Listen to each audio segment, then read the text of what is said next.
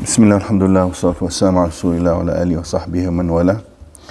We will start with the tafsir session.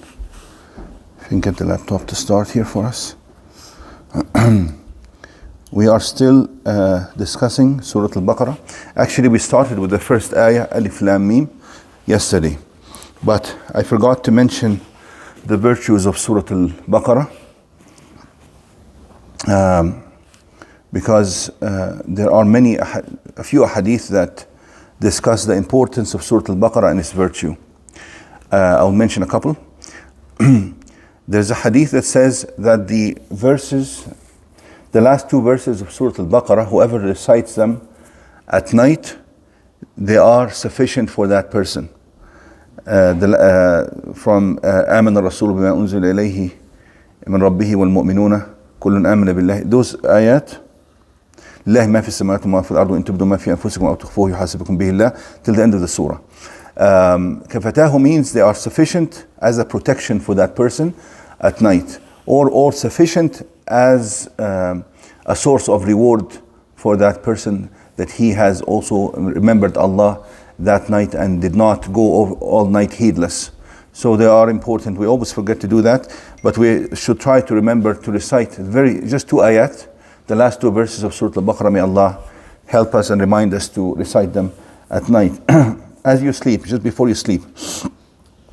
Also, a hadith that says that everything has a pinnacle or a height, and the pinnacle of the Quran, Sanam al-Quran, is Surah Al-Baqarah. Sanam, actually, in a camel, that hump on the back of the camel, the highest part of the camel, is called Sanam.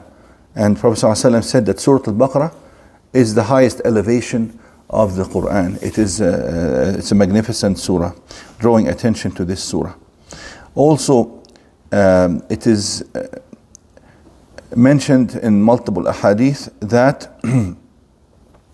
when there's a very tough battle and people are fleeing and there's so much fear, Prophet ﷺ used to call on the Sahaba, especially those who memorize and know Surah Al-Baqarah. He would say, Ya Ashaba Surah Al-Baqarah, O the people of Surah Al-Baqarah. Like, how can you flee, or how can you not be strong in your deen, or how can you not be strong in facing your enemy? And this was also the motto of the Sahaba when they fought, even after the death of the Prophet, when they fought against Musaylim al-Kadhab, the impostor prophet Musaylima, the liar. When they fought, also when the battle was so intense, they were calling on each other, Ya Ashaba Surah Al-Baqarah, all people who know Surah Al-Baqarah.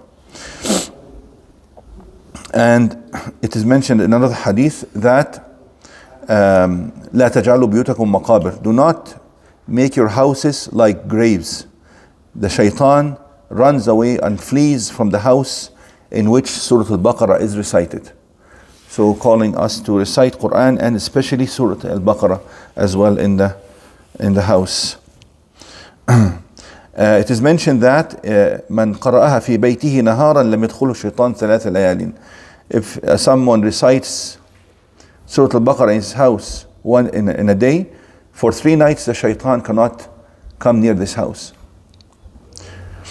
There's a hadith in which one of the Sahaba, his name is Usayd ibn Hudayr, was reciting Surah Al-Baqarah, and Allah showed him a miracle where he saw like chandeliers and lights coming from the heaven, and his horse started moving around, scared from these lights and these objects, and his son was close by, so he feared for his son, and he stopped reciting. And he mentioned to Prophet ﷺ what happened the next morning. He was reciting at night.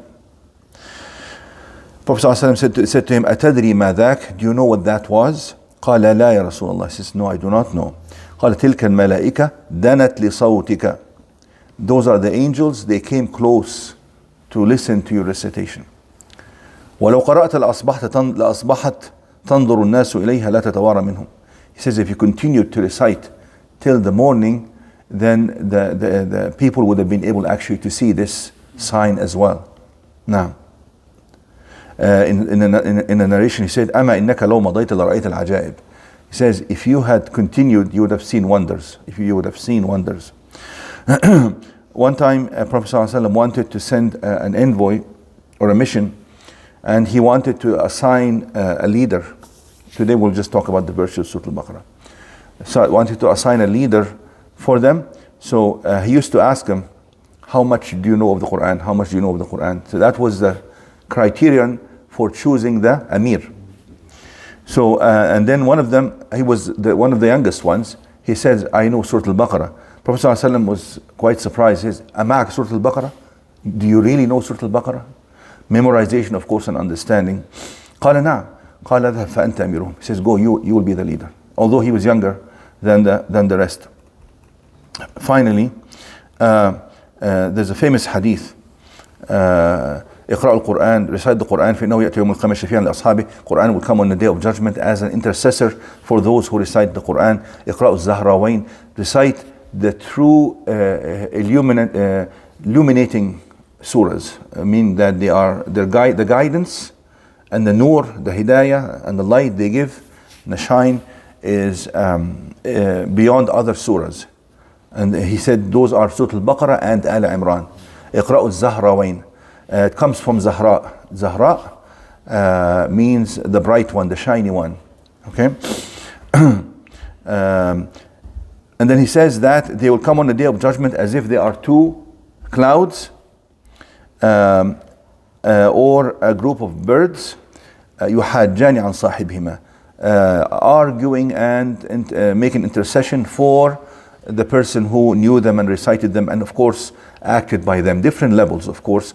If the one memorizes, recites perfectly, understands the meaning and acts by it, that is the highest level that you want to get to. Okay?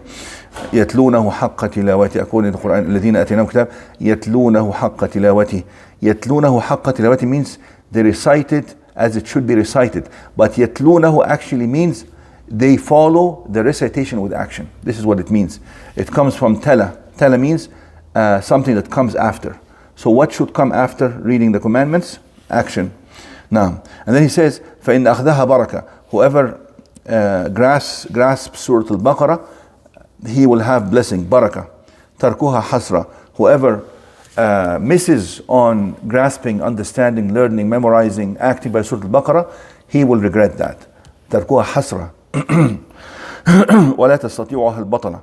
And it is so powerful in protection that sorcerers and witches cannot get to the person who has Surah Al-Baqarah. We'll stop here.